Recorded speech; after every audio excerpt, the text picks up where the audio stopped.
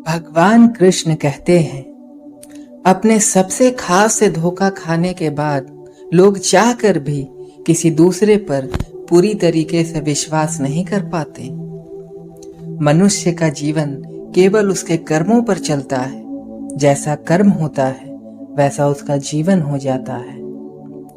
भगवान श्री कृष्ण कहते हैं कि हमें किसी से भी अंधा प्यार नहीं करना चाहिए। हमारा किसी के प्रति अंधा प्यार हमें कभी भी आगे बढ़ने नहीं देता। अनुमान मन की कल्पना है और अनुभव जिंदगी का सबक है। सच्ची खुशी तभी होती है जब आपकी सोच, कथन और कर्म में समानता हो। जीवन में कभी भी निराश नहीं होना चाहिए, क्योंकि कमजोर आपका समय होता है, आप नहीं। मौन सबसे अच्छा उत्तर है किसी ऐसे व्यक्ति के लिए जो आपके शब्दों को महत्व नहीं देता। मनुष्य जन्म लेता है तो उसके पास सांसें तो होती हैं, पर कोई नाम नहीं होता। और जब मृत्यु होती है तो उसके पास नाम तो होता है, पर सांसें नहीं होती। इसी सांस और नाम के बीच की यात्रा को जीवन कहते हैं। न किसी के अभाव में जियो, न किसी के प्रभाव में जियो। ये जिंदगी आपकी है, इसे आप अपने स्वभाव में जियो। किसी के प्रति मन में क्रोध लिए रहने की अपेक्षा उसे तुरंत प्रकट कर देना अधिक अच्छा होता है। जैसे क्षण भर में जल जाना देर तक सुलगने से अधिक अच्छा है।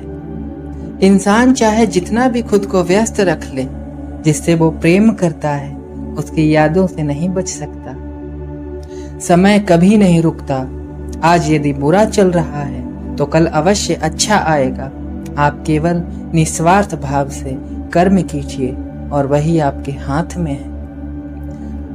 हमारी आस्था की परीक्षा तब होती है जब हम जो चाहें वो न मिले और फिर भी हमारे दिल से प्रभु के लिए शुक्रिया ही निकले।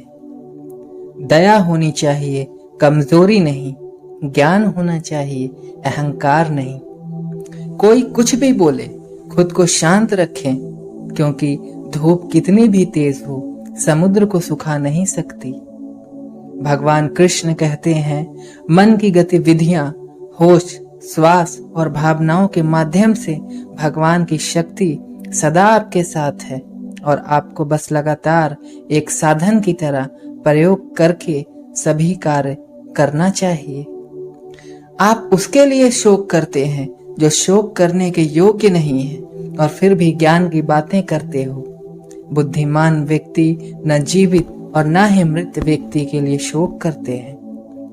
तुम अपनी पीड़ा के लिए संसार को दोष मत दो, अपने मन को समझाओ। तुम्हारे मन का परिवर्तन ही तुम्हारे दुखों का अंत है। अगर तुम कल्याण चाहते हो तो सभी तरह के उपदेशों, सभी धर्मों को छोड़कर मेरी शरण में आ जाओ। मैं तुम्हें मुक्ति प्रदान करूंगा।